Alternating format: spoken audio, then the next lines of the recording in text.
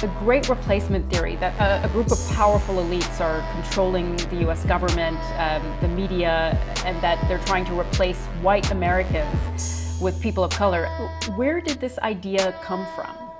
Well, in its most modern variety, it originated with a French author called Jean Raspail.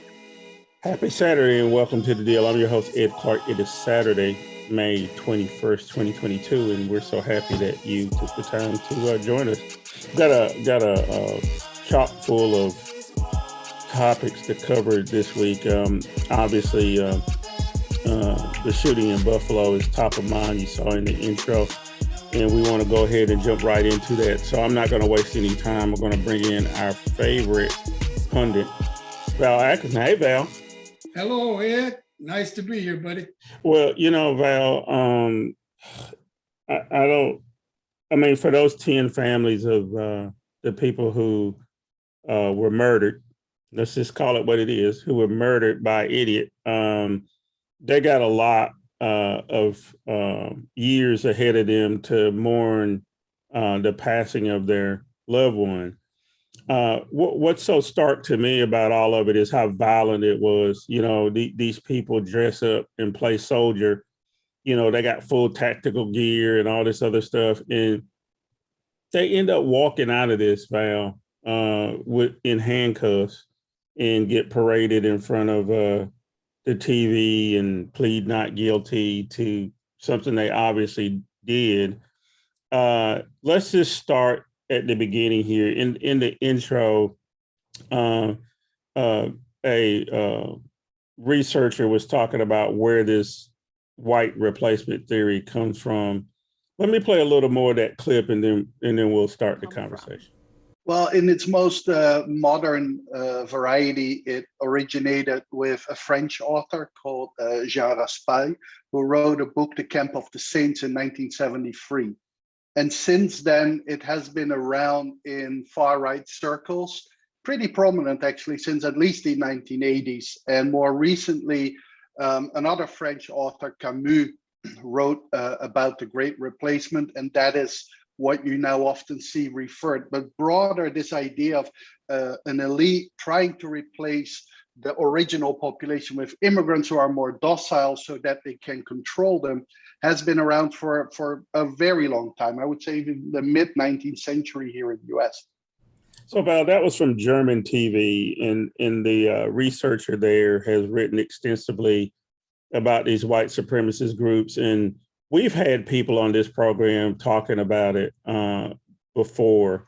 Let's talk some history, because that's what we do here.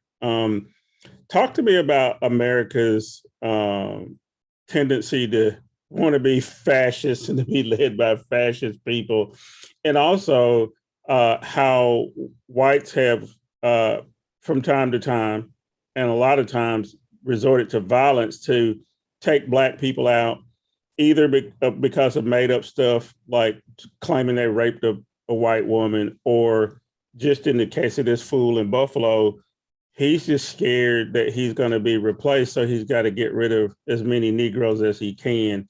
Talk to me historically about that, and then we'll bring it up to Buffalo last Saturday. Well, this whole thing started, Ed, back in the 15th century. Some even say earlier than that. When white people landed in the Western Hemisphere, got lost, landed in the Western Hemisphere, and discovered that the inhabitants were not militarily superior to themselves. And that led to everything else. This hemisphere was for the taking if they wanted it. And that's exactly what they did. They took it because they didn't take it because Europe was being flooded out, or all of the crops had died, or that the animals had left. No, they did this for greed. They started doing it for economic purposes. Trade, they wanted a faster trade route. And so when they saw all of the abundance of resources that this side of the planet had, they got excited at the least. So at a point, all they needed to do was to get rid of what they call the Indian problem. And in the meantime, while they were doing that, they realized that sugar and tobacco and cotton could be easily sold to the rest of the world, but they didn't have the manpower or the wherewithal to harvest it. In comes the Africans. So now they got Africans to do the work. They take the land from the Native Americans. They sit back and reap the profits from that. All of the profits from that. That's where it got started. It became the norm. And there was nobody on the planet to stop them from doing this. Anybody who could muster up the power to stop them became part of the problem themselves. They came in with their hands out saying, how do I get a part of these riches? So that's where it started. It went down from generation to generation, and it became a part of the culture. Even when we became a country of our own in 1776, it had become a part of the culture that whiteness was a part of the nuanced Americanism, and or what they really call it, the American experiment. Whiteness became a part of that. And then Friedrich Blumenbach, he came along with his, I guess you would call it the stratification of the races of man, who's on top and why. And of course, Caucasians became the purveyors of the top spot there because they had bigger heads, and that determined which species, which subspecies was smarter than the others. So now they had a reason for selling this idea to those people who were not profiting economically from enslavement, from genocide of the Native Americans. We're talking about average, hardworking, lower class white people. You had to sell them something. So what did you give them? You sold them on the idea that they were superior to all others based on their race. Yeah. So now we jump forward to things like the Civil War. And right, most of the people that fought in the Civil War on the side of the Confederacy did not own slaves. They weren't fighting to have slavery necessarily. They were fighting to continue a system, a social and a cultural system that said they were superior to all others. Yeah, that's a good place to remind folks you're watching The Deal. This is The Deal with Ed Clark and Val Atkinson. We're trying to put Buffalo into context, and what we like to do here, if you're new to the program, is talk about the history of things. And one of the things here is that America has a habit of trying to whitewash history. Here's a clip of the President of the United States, and I know he's trying to do the right thing. He's visiting Buffalo, talking about the families, but he's also talking about America, and I want to talk about that, Val, when we come back. There's going to be complicity. Silence is complicity. It's complicity. We cannot remain silent. Our nation's strength has always come from the idea. It's going to sound corny, but think about it. What's the idea of our nation? That we're all children of God. All life, liberty, our universal goods, gifts of God. We didn't get it from a government, we got it because we exist. We're called upon to defend them. The venom of the haters and their weapons of war, the violence and the words and deeds that stalk our streets, our stores, our schools. This venom, this violence cannot be the story of our time. Great. Okay, Val. So that's Joe Biden. He's the president of the United States. Nice guy. He says that, America is founded on a principle. All men are created equal, blah, blah, blah, liberty, yada, yada. Right. And then you have to throw in God in there and yada, yada. How has that worked out for us? You just laid out a path here that brought us up to the Civil War. And if the founding fathers were, such nice folks and we're thinking about liberty and freedom and all this other stuff, how do then we get from the Civil War and up to Buffalo last Saturday, and we're still killing Black folks? What's the problem here? What did Joe Biden miss in his remarks? What he missed was that the Confederacy never did surrender. The agreement was that they would stop fighting because they didn't have the military wherewithal to keep fighting.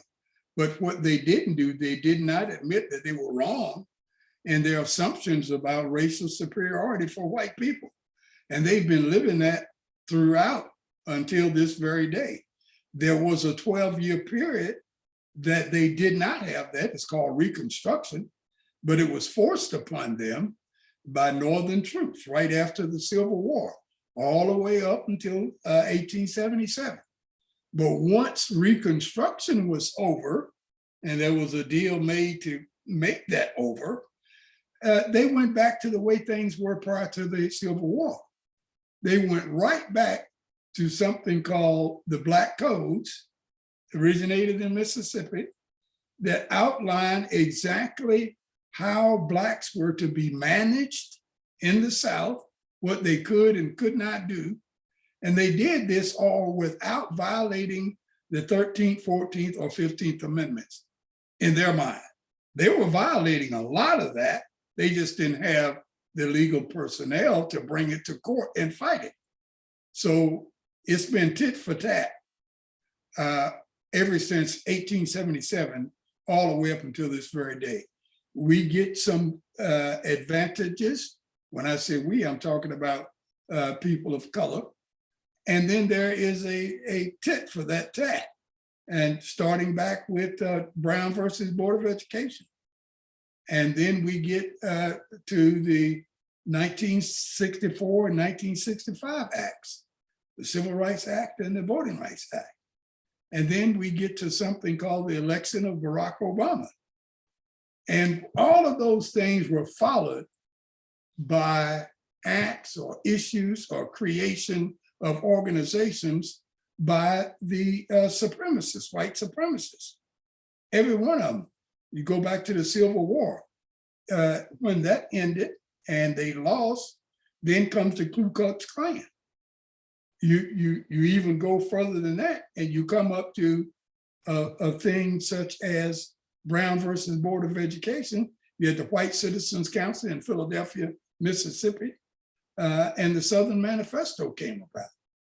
And then you come up with the 64 and 65 acts, and people start reacting to that right away. They came up with the Southern Strategy implemented by Richard Nixon to stop all of that, right on through. And the last thing of 2008, with the election of Barack Obama, in the census of 2010, it was revealed that as early as 2042, whites may not be the majority demographic in this country. That was the key that started everything, because 3 years after that came Citizens United, and shortly after that came Shelby County versus Holder, which killed the 1965 Voting Rights Act. And they've been doing that ever since. Yeah, tit for tat. And look, Val, what's worse than that is the Supreme Court being 6-3 and no hope of it changing anytime soon. And there's a distinct possibility that whatever other rights that we've been able to cobble together over the last 50, 60 years are under threat. There's one last piece to this, Val, which are the people in Buffalo. So the first funeral was a day or so ago. Let's take a look at that clip and we'll wrap this segment up. Let's take a look at it. Took place today for victims of the mass shooting in Buffalo, New York. And attorneys are now considering going after the gun maker that produced the weapon used in the racist attack. Jerika Duncan reports with the latest from Buffalo. After days of public grieving, the first funeral was held in private for Hayward Patterson, one of the 10 people killed in the mass shooting in Buffalo. He was a good father. Family and friends described the 67-year-old church deacon as a kind man who gave elderly shoppers rides to the top supermarket where the shooting took place. He was the father of 12-year-old Jake, who hid his face when his mother begged for the community's support. He will grow up fatherless. He has to live even after this. So Val, there you go, a real person that's tied to this. Father with a 12-year-old son and wife there, struggling to keep it together. So there's real people involved here. Then you see the shooter marched into court, surrounded, protected, pleading not guilty, in an orange jumpsuit. To be able to do all the things he did, apparently for months, Val, he posted what he planned to do on places like Twitch and 4chan and all those places. Now, I know you and I both believe in freedom of speech and those kind of things, but where's the failure here of U.S. law to deal with domestic terrorists? Because that's what he is. Now, we made a whole bunch of hay about dealing with these foreign terrorists, like the ones who flew into the World Trade Center, but we knew about them too. They just have to be from our ally, Saudi Arabia, but we won't even get into that today. So last thing in this segment, Val, talk to me about why we have not dealt with white terrorist groups like we've dealt with everybody else. Well, one of the problems is the people themselves, Ed. You started this whole segment talking about guys like Peyton Gendron walking in handcuffs and an orange jumpsuit and that sort of thing. And the victim of his shooting is no more. Well, all of the people that's voting against these kind of measures that could stop this are in Congress right now. But guess who's sending them to Congress? It's your neighbors. It's the people down at the retail stores that you patronize. It's the people that teach you in the classes that you attend if you're a student. These are the people that are going to the polls and voting to keep things the same, to keep things the way they are. So I think we have our attention focused on maybe the wrong group to try to come up with some solace, try to come up with some remedy for what's going on. Because I don't think there are a great number of people out there that's going to look at this 12-year-old kid and his tearful mom and other relatives and say, we got to stop this. We got to do something about this. They ain't out there because they've been looking and listening at things like 4chan and other things that you're talking about. They've been looking at Fox News and they are convinced that they are going to be replaced if they do something crazy or if they don't do anything at all. They're going to be replaced by people of color because that's what the demographics told them in the 2010 census. Yeah.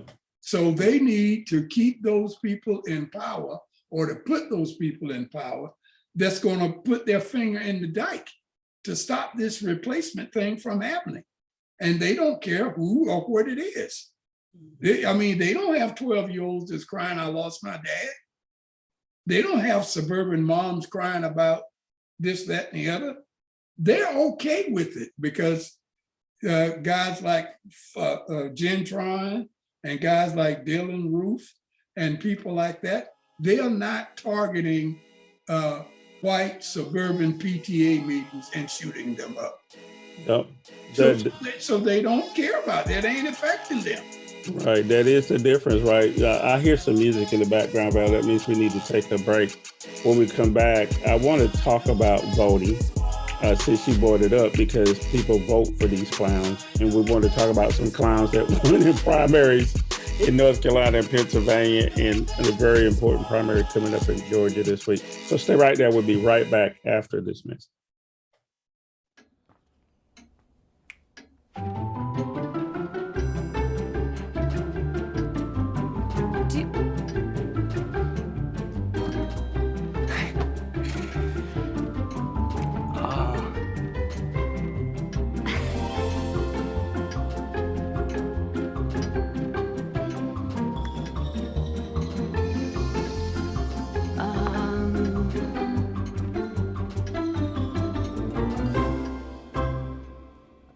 Listen, you're my friend. I noticed you haven't really been yourself recently.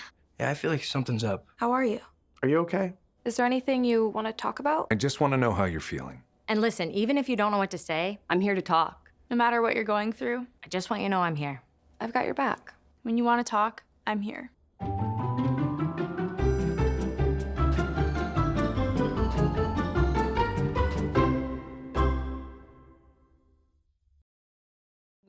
Critical primary elections played out in key battleground states, North Carolina and Pennsylvania. In the Tar Heel state of North Carolina, candidates endorsed by former President Trump had mixed results. And in Pennsylvania, there's a matchup that could alter the balance of the U.S. Senate. For Republicans, the race between Dr. Mehmet Oz and hedge fund giant David McCormick is too close to call. The winner will take on Democratic challenger John Fetterman, and Republican candidate for governor Doug Mastriano easily won his bid. He has openly questioned the outcome of the 2020 election, and if he wins, he would play an important role in certifying Pennsylvania's 2024 presidential election results. All of this. And welcome back to our second segment of the deal. I'm your host, Ed Clark. That is Val Atkinson. We're solving all the world's problems like we do every Saturday here on the deal. We started out with a very serious conversation about white replacement theory. I don't want to talk about the clowns that are talking about it, but I do want to talk about Fox News real quick, Val, because you mentioned in it right as we were going on the break. The day after this happened, the lead story was not about the shooting. It was about a police officer wrestling an alligator in Florida. So that should tell you all you need to know. And I've monitored Fox News a little bit over the past week, and they've rarely mentioned any of the names of the people or the shooter for that matter. They've rarely talked about this. It goes back to your point that they don't care because it's not in their neighborhood. Now, had he shot up a, whatever, with a bunch of Trump supporters, I suppose it would be different. But I'll just put a pin in it there. But I did want to say something about that. In the clip you saw coming in, though, Val, we were also talking about voting and who votes for these people coming in. This is primary season. And so some primaries have happened. Can you give me your best assessment of what, since we're here in North Carolina, and I think North Carolina is going to be very important overall nationally when we get to the fall in the general elections. Can you talk to me about what happened in North Carolina? Did it turn out like you expected? And then what does this portend for the general elections coming up? Well, let's start at the top of the ticket. As you know, there were no council of state races because that happens every 4 years. But there was a couple of meaningful primary races for the U.S. Senate job, in which Sherry Beasley won easily, as everybody knew, handily, for the Democratic side. And it appears, as we speak at this particular time, that Bud has won on the other side, but it's within the margin of error. So we don't know what's going to happen with the recount. Anything could happen. But Bud was supported tremendously by your good friend, Donald Trump. And so it was critically important that he came out the winner on this. What I'm looking at, Ed, is that if there's going to be a runoff, and if the second place winner or the loser, or whatever you want to call them, is not totally satisfied, how eager and motivated are they going to be to come out in the general election? We saw this stuff with the Bernie or bust crowd with us on the Democratic side. That's a lot of them, especially in 2016, we suspected that a lot of Bernie Sanders people did not go to the polls in November and vote for Hillary Clinton because they thought that Bernie should have won the Democratic primary for president. I don't know if this plays a role in that, but it's set up to be that way.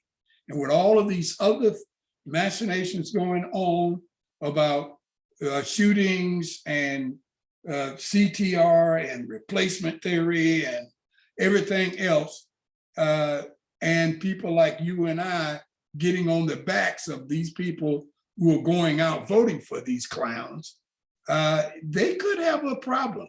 I could see a problem arising in November for people who just barely won the Republican primary. Yeah. So speaking of that, Val, a lot has been made of Donald Trump and in his ability to push people over the top. So if you look at all the commercials for Ted Budd, he constantly said that Donald Trump was endorsing him, and it may or may not have helped him. I don't know. I don't really care. I just wish Trump would go away, and I wish the media would quit saying that Trump is a kingmaker. Trump is a asshole who happened to be president, and I think the media gave him too much free media in his run up to being president. There was no reason for him to be on all those shows and to treat him as if he was serious. So a candidate like Ted Budd, whatever happens with them, I hope the Republicans blow themselves up, right? But fighting amongst themselves. So that's the first thing. The second thing is I have already seen, and I mentioned it a little bit last week, what in the hell are the Republicans going to do other than talk about CRT and talk about putting children at risk from pedophiles? And we've already seen that, not just here in North Carolina, but across the country. Every time their candidates come up, they start talking about, this particular candidate or other candidate was against children. And they talked about it a lot in the hearings for Ketanji Brown for Supreme Court justice. If they don't have any real talking points about the economy, about, all this other stuff, does it make any difference? Or are those people who vote in that camp just going to vote in that camp, period, and there's no sway to them? Talk to me about who the Democrats should be going after as voters, as opposed to trying to swing some of those people over to vote for Democratic candidates. Because I don't get any kind of strategy that would get somebody who voted for Ted Budd to switch over for Sherry Beasley. Yeah, that whole strategic plan is out the window. And any Democrat who's still holding on to that, he is really hurting the party more than he's helping it. There aren't a lot of swing voters out there anymore. We've been saying that, Ed, you and I, for quite some time now. That middle that they thought about, this country politically has become so polarized, it has destroyed the middle. And people are where they are, and they will not be moved. Anytime you tell them, they said that the election was stolen, and you say, okay, where's your proof? Oh, anybody can see that. Ray Charles can see that, that the election was stolen. So I don't need to provide proof. I'm just going to be where I am. And you give them your proof, and they don't want to hear that. You can't talk about lowering the price of gas and make that guy change his mind. These things don't work with those people, okay? The only way to answer your first question, Ed, the only way you can deal with those kind of people, you got to overwhelm them at the polls. They have a strategy to try to stop what you're doing, even if you increase your turnout by 10%. You've got to try to increase it by 15 or 20% if you can. That's the only shot you have right now. Behind the scenes things that we have normally done, they've blocked us at every turn. The only legal thing that we can do at this point is to have maximum voter turnout. And that's it. And that still may not be enough, but that is the next move. Yeah, because, we got to deal with whatever suppression efforts they have. Right. That they're going to try. Speaking of suppression efforts, in Georgia, the primaries are going on, and the end of early voting is today in Georgia, and then they have a Tuesday regular primary. One of the things I did see in Georgia that was interesting to me, Val, is that the number of people who early voted were pretty high. Same thing happened here in North Carolina. The number of people who early voted was now 20%, 21%, or whatever it turned out to be in North Carolina. was almost a record, which it always astonishes me that people don't. I don't know if they don't know how primaries work or they don't give a shit. It's one or the other. I suspect there's mostly I don't give a shit. I mean, and then when there's no baby formula or gas prices go higher, which is what we're going to talk about in the last segment, then they start running around saying that the house is on fire, but they don't even realize how we got to this place in the first place is because they don't participate in off-year elections and primaries and all that kind of stuff. But let me put a pin in it because I got a lot to say about how lazy people are and refuse to pay attention to who leads them and who they really vote for. The last piece on this primary thing, though, like I said, in Georgia, the interesting number was that they were close to what they would normally expect and maybe a little bit more for primaries. A lot was made of the Georgia election reforms, like cutting out souls to the polls on Sundays and that kind of thing. I think Georgia is also going to be interesting in terms of in the general election, not so much in the primaries, but in the general election, what happens where if it's a Herschel Walker or Warnock race, and if it's a Stacey Abrams, against, whoever race. What do you think about Georgia and the changing demographics, but also North Carolina, how important those two states are going to be in whether or not the Democrats can maintain the Senate? They're going to be crucially important. As we just talked about, most of the people have made up their mind already in those two states, how they're going to vote for those candidates. And nothing that is to be said with all of the millions of dollars that's going to be spent in campaign, it doesn't matter. It's a waste of time. It's a waste of money. The vast majority of people have already made up their mind and they ain't allowing nothing to change that, okay? So it's just the fringes about how many people actually show up that's made up their mind and how many people that's made up their mind that don't show up.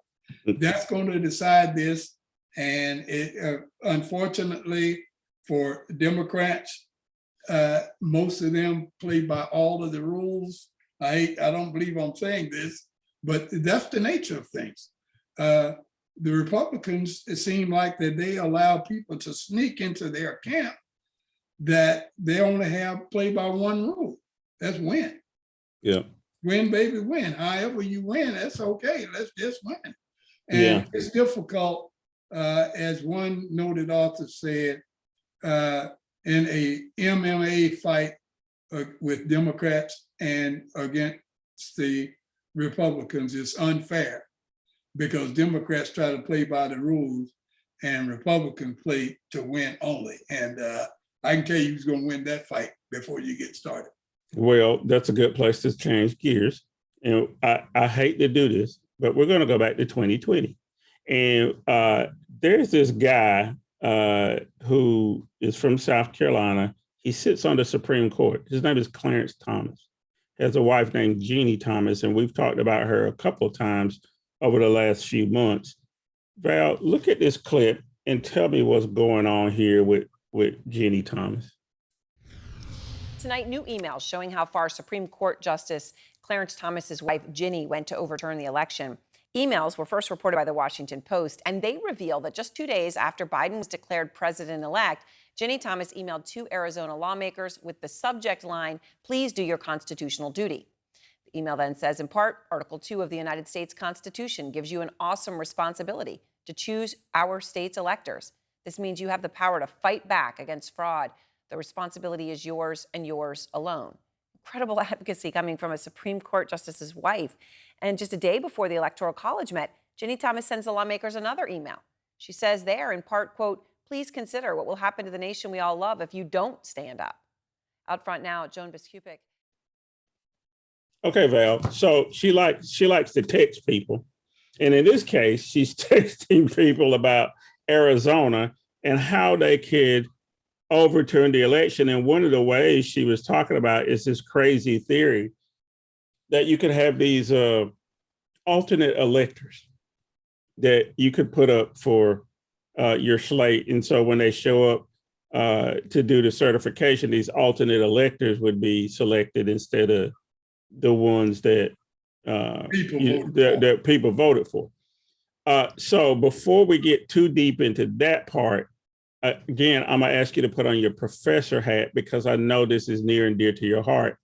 The Electoral College. What the hell are we still doing in 2022, going into 2024, still having an Electoral College that you could monkey around with and get a different result? And we already know that the Republicans haven't won the majority of the popular vote in the last 3 elections. And they still were able to get their president elected. So, number one, backtrack. Talk to me about the Electoral College and why the hell we're still doing this bullshit. And then 2, what was Jeannie Thomas trying to do in her monkeying around? Jeannie Thomas is just trying to throw a monkey wrench into everything to decertify, to invalidate the 2020 election and to make Donald Trump president again. That's what she wants to do. And short of that, she wants to set up a system whereby the next time the operatives that want to go in and override the people's choice will have an easier go of it. And they can make things happen. She's almost forgetting that she is the wife of a sitting Supreme Court justice. This should be way, way out of bounds. And even if there's no rule or law or whatever against her saying what she's saying, at a minimum, her husband, Clarence Thomas, should recuse himself from anything that's being discussed having to do remotely with what Jeannie Thomas, his wife, is doing. And he won't do that because he knows that, as you mentioned earlier, there's a 6-3 Republican majority on the court. And Roberts is not going to force his hand or require him to do anything. I don't think that there is a rule. I'm not sure. I'll have to check this out. But I don't think that that Roberts has the wherewithal, has the legal prowess to mandate that one of the justices recuse themselves. They have to do that. It's a voluntary kind of thing. But this is something that Clarence Thomas should do. Yeah. So, and help me here with this last point that I'd like you to put your professor hat on. This whole notion that there's a validity still to needing a Electoral College in the first place. But I don't understand. I understand because places like Montana and Idaho want to maintain their outside influence on everything because otherwise they feel like they would be sitting on the margins, right? But shit, they got 2 senators. I mean, and like I often say, there are more people in Wake County, North Carolina, where I record this show from, than in Montana and Idaho combined, in one county in North Carolina. So why do they get to decide any damn thing? Even their influence in the Electoral College, I think, is overblown because when you start counting up how you get electors, I think they got too many. It should be they got 600,000 people and their 600,000 people vote and their votes count. Why is that not the way we do it? Well, we're still suffering from a decision made in 1775, 1774. The decision was made to be as compromising as possible, to get as many states, many colonies as possible to join this thing called Union of the United States of America, becoming a single entity, one single country, and breaking away from the UK. So whatever was necessary, some states said, well, I don't like this, or you're going to take my slaves, or you're not counting this right. And the people trying to make this happen just saying, okay, we'll do that. Don't worry about it. Come on in. We'll make this happen. We've been doing that ever since, Ed. And what is going on right now, we got saddled with something called the Electoral College because we were afraid some of those states were going to back out. Some of those states like the Montana and the Idahos and the Wyoming, some of the states like Georgia and South Carolina, North Carolina, Alabama and Mississippi that had slaves and those kinds of things. We were afraid that these people were going to back out, and we're still making these crazy decisions today. It's called the 10th Amendment. It's called states' rights. But it is crazy to do that. You can't come up with a reason why in a democracy, the majority of the people keep voting for one candidate and the second place winner ends up becoming president. That's not democracy. You can't call it. And this is exactly the problem with democracy. It should be a federally controlled process to elect somebody who is going to have his main focus on and his main allegiance to the federal side of things. You know, the president is not just for Georgia or Montana. He is the president of the United States of America. It should be a federal process. Take the states out of that and turn it over to the people. Let the people decide who the president will be by their individual vote. One person, one vote. That's the way it should be. And then that one guy in Montana is just as powerful as one person in California, Florida, or New York. Yeah. Yep. Yeah. So yeah, something has to be done, and I know you've been working on looking at how you can reform the Electoral College. We'll have to do a program on that as we get closer to the general election next time in 2024. We'll do some programs leading up to that. In the meantime, you know, I know that there's a couple of issues that I want to discuss in the next segment. Gas prices skyrocketing, baby formula not on shelves, and COVID making a terrible comeback. So we're going to take a break, and when we come back, we're going to wrap up with those three topics and anything else we can squeeze in. We'll be right back after this message. I got vaccinated against COVID-19 while I was breastfeeding because I wanted to protect my baby. She couldn't get vaccinated herself. I got the COVID-19 vaccine to protect my baby who can't get vaccinated. I think it's important that breastfeeding moms get the COVID vaccine if they can. If you think filling up your gas tank is painful now, and it has been, just wait. Analysts say gas prices are expected to soar even higher as we head into the summer, but just how high will prices go? Our Bill Barajas is live in Katy tonight with a look at what you can expect. Bill. Native Houstonians will tell you that gas prices like this just aren't normal, and these are discounted prices with the purchase of a car wash. Folks we talked to today say they are looking for ways to cut down on cost, and unfortunately experts say it could get worse before it gets better. Pain at the pumps. Fueling up is at times an internal battle for Jimmy Haynes. It's crazy. $100 gives me half a tank of my diesel. And, get like 18 miles a gallon on the freeway. Welcome back to our final segment of the deal. You know, Val, damn it, we're coming up for Memorial Day, and people are going to want to get in their automobiles and drive around, and gas is high as shit. Even if you go to discounters, you saw in the clip coming back in, talking about the potential for $6 gas. And the pundit in there, or the economist, said that, you know, you could get $6 gas if there's a hurricane or whatever. Let's talk about what this gas price means in terms of the politics of it first. Obviously, the Republicans want to make a lot of hay out of it and blame Biden for gas prices. I looked at the price of Brent crude, which is what they make a lot of gas out of. It was $114 a barrel when it closed yesterday. And $114 a barrel is not the highest barrel price it's ever been. We've been up to $160 a barrel, and gas prices did not go that high.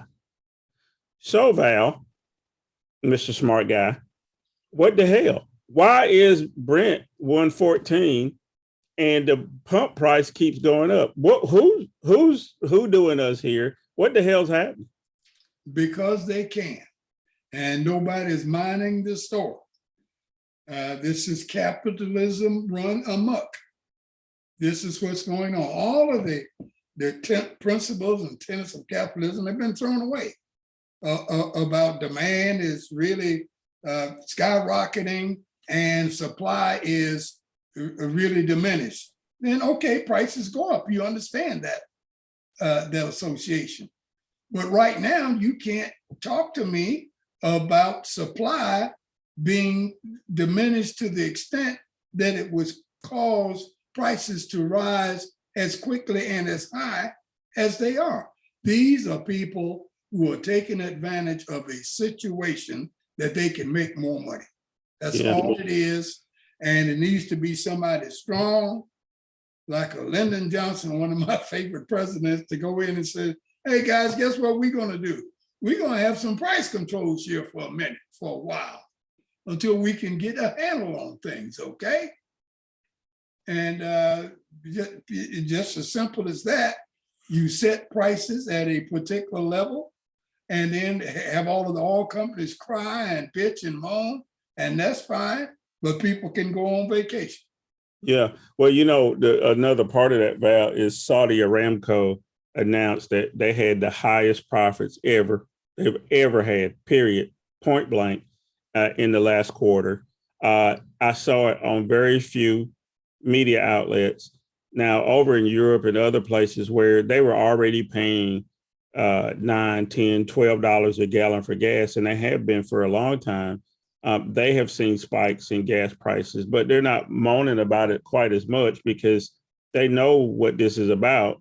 They have high gas prices because they use the tax money that they derive to do other things in their economy. They also want to control how much people drive. Here in America, we just build more highways instead of having a reliable public transit. They take some of their tax money over in Europe and they build a fast train, right? So that people don't have to be in cars. What does this say about America's love affair with cars? You can even see it here in the Raleigh-Durham area where we are. They're building more highways. We still haven't seen a light rail system in an area that has 1.2 million people. It probably 1.5 pretty soon if you say you throw in Durham County and you throw in Johnston County and Harnett County. You got 2+ million people and there's no public transportation on a train. Why is that, Val? People want to stay away from being big city. They don't like to be associated with or being called a big city product here. But anyway, that's going to change. You can't keep asking Fuji and Apple and Amazon and people like that to come to your locale and set up business and bring people that's making $165,000 a year starting off, buying $1 million condos and that kind of thing. You can't ask that to keep going and have them to sit in traffic jams 3 hours a day, getting going and back into work. One of the other things that you were talking about, what's going on in Europe and the way they do that, I go to California, Ed, and if you would like to drive from LA up to the Sacramento, let's say, to do some legal business or some politicking kind of stuff, that amount of mileage, if you would transfer that to the continent of Europe, you would have gone to 3 or 4 countries already. So you know, they don't have to travel that far to get the kind of business done that we want done here. Plus, they're not in love with their vehicles that they want to get on, like in Germany called the Autobahn, on a daily basis, just showing people what kind of mileage they can get or how pretty their Porsche is. The other thing is they use diesel still, and they've gotten onto the electric vehicle bandwagon a little more than we have here. Plus, in addition to that, like you said, they have light rail, and they've been having it a long time. They have high-speed rail to get from place to place. We're just going to have to catch up, because I think the time is coming near where you can still keep snookering the people and digging your hand in their back pocket, taking more money out for gas and crazy stuff like that, while you take bigger profits. I think that time is going to come that people are going to say, hey, I love capitalism, I love democracy, but I think I may love freedom and justice and equality a little more. Yeah, I'm gonna say one last thing about gas prices though, Val. I know that people say it's hurting them or whatever. I'll take your word for it. But stop buying $6 smoothies and $5-6 Starbucks, right, for 12 ounces. You're not even getting a gallon. If I got a gallon of coffee for $6.99, I'd claim it was a bargain. And coffee is just some beans ground up with water. and there's a lot of damn beans. You can grow a lot of damn coffee. And so I will say that Americans like to, again, we're very insular. We claim that we're, world savvy or whatever. We're just being duped with this gas bullshit. It's all artificial. Like I said, if Saudi Aramco can have the largest profits they've ever had in a quarter, and there's no shortage of crude to get out of the ground, that they've been delaying how much crude to pull out of the ground so they can create artificial shortages. I know something's going on in Ukraine, and you notice we haven't talked about that a lot on here, but there's a reason for that. We know that there's some shit going on in Ukraine and Eastern Europe that are also affecting prices and availability, but there is plenty of oil to make gas. They just don't want to, and they want to charge whatever price they can charge. Which brings me to another crisis that is largely artificial, Val. Let's take a look at this clip about baby formula. I didn't think that we would ever have like a milk shortage. No one thought they'd have to drive around supermarkets desperately searching for the milk formula they need to feed their baby. Yet that's precisely the crisis America finds itself in. So trying to find milk, I'm going to like 4 or 5 stores. And we know how expensive gas prices are right now. It sometimes makes me feel like a failure as a parent, because I want to be able to feed my babies. Chambriel says milk powder was already scarce due to supply chain blockages, but then a recall of one of the most popular brands and the closure of a key factory made a bad situation a whole lot worse. He's a greedy baby. The crisis is hitting poorer families disproportionately hard. Chambriel stopped breastfeeding 5-month-old Logan to get back to work. But now things have got so bad, she's having to try and start again. Between that, stress over COVID, and soaring inflation, what should be a joyful period of her life is nothing but worry. This is the thing that's causing the problem. Okay, Val. So the babies, we got to care about the youngins, the chillins. There is a shortage of baby formula. Now, think about this, Val. What makes up baby formula? Well, probably some milk solids and some other vitamins and minerals. And then, but you could also get that from breast milk. You could also substitute some of that with some cow's milk, but it's not the best thing. Breast milk really is the best thing for babies. But we don't like to breastfeed here because of a lot of reasons. And we also have created this crisis of baby formula because a plant that makes most of the baby formula had to close because some babies died. Now, we talked about Fox News earlier, but if you went over there, they would not mention that to save their lives, that the reason why the shortage is because there was one primary maker of baby formula. Again, I'm going to ask you to put on your professor hat. How do you get to such an important commodity like baby formula and have one damn manufacturer, Abbott Labs, be able to shut down a plant and no other manufacturer decides that they want to pick it up? Why is that, Val? I think I know the reason, but I'm gonna give you a shot at it. Well, it's called campaign contributions. It's called being close to the people who are making the decisions about those kinds of things. And that's where American politics gets ugly, because we stop making decisions based on what's best for America, what's best for the people. And we start making decisions, we, meaning politicians, what's best for our campaign in our next election coming up. And the next thing you know, every dollar that's made toward a certain commodity or service is emanating from one or a few sources. In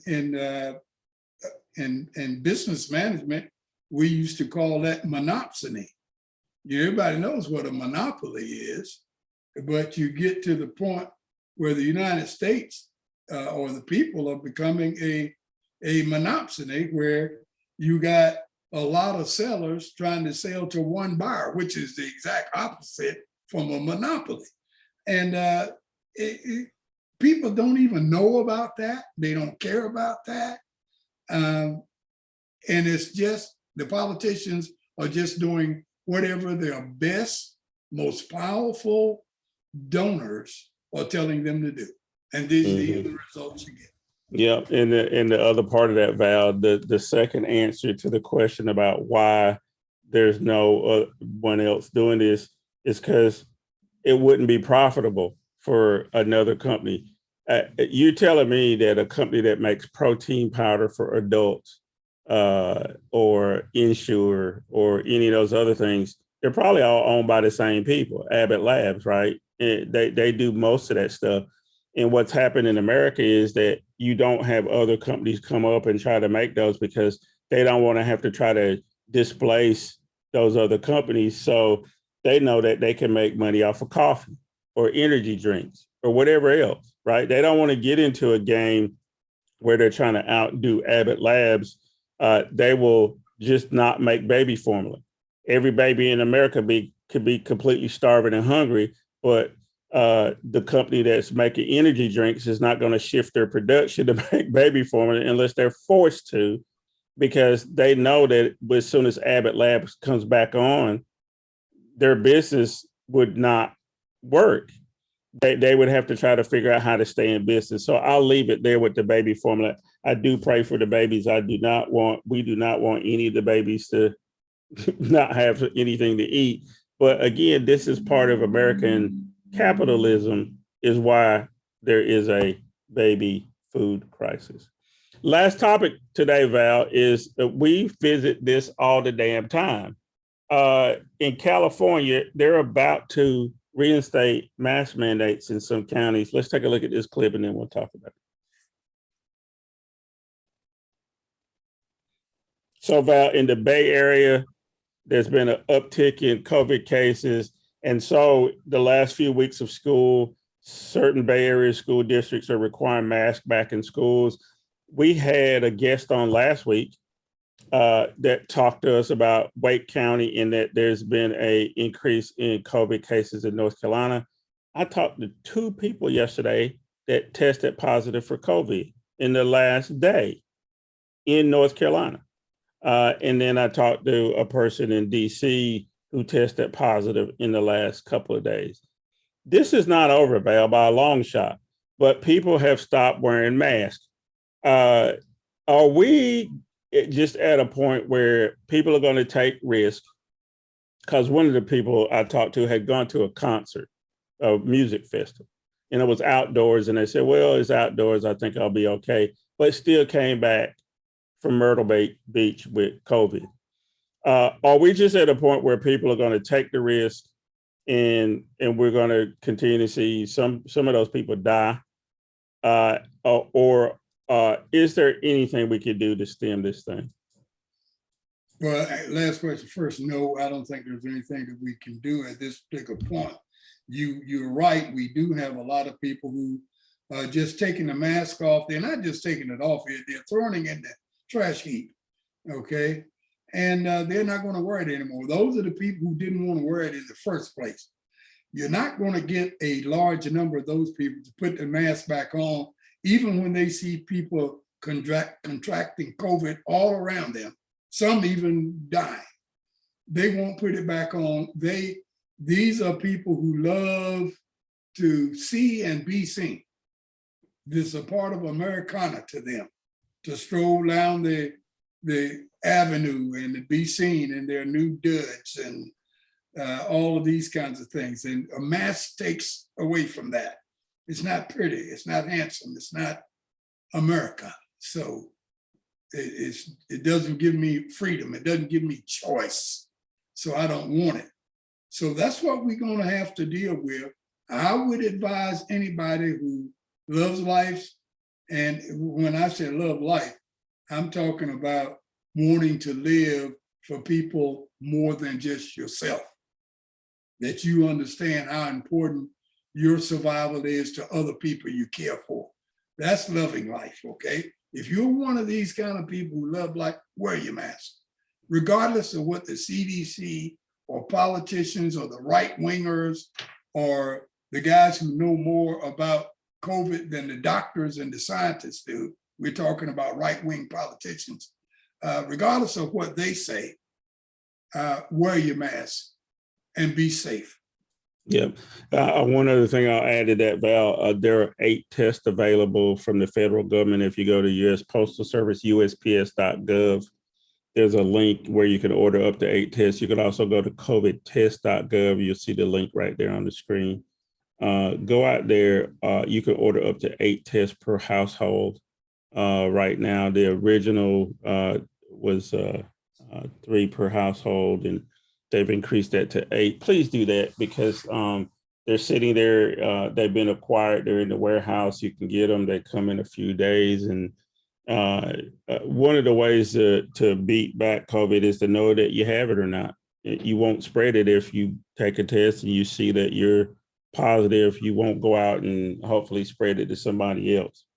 Well, Val, we have squandered the hour again, so I always ask you before we depart, what are you working on? What do we got to look forward to? Anything you want to tell us? Well, we're working on the second edition of my second book, which I talked about a little bit, but we're at the point that we are coming up with a date here pretty soon. And the title is Distractions, Distortions, Deceptions, and Outright Lies. And you'll be seeing more about that coming pretty soon. But it's taking up most of my time and energy right now to do this second. I didn't know so much had changed over the last 6 or 7 years. So that's what's going on right now. And I will be making announcements right here on the deal when we're ready to have it out there for publication and consumption. Yep. And you saw right there on the screen covers from his other books that you can acquire. Go to Amazon and your book purveyors of your choice and buy Val's work. I commend it to everyone. The reason why Val's on here, if you haven't figured it out yet, he knows a lot about everything.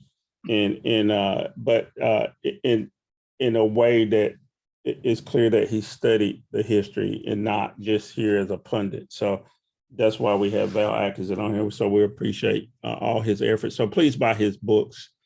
He needs to be able to buy his baby some shoes and that kind of thing.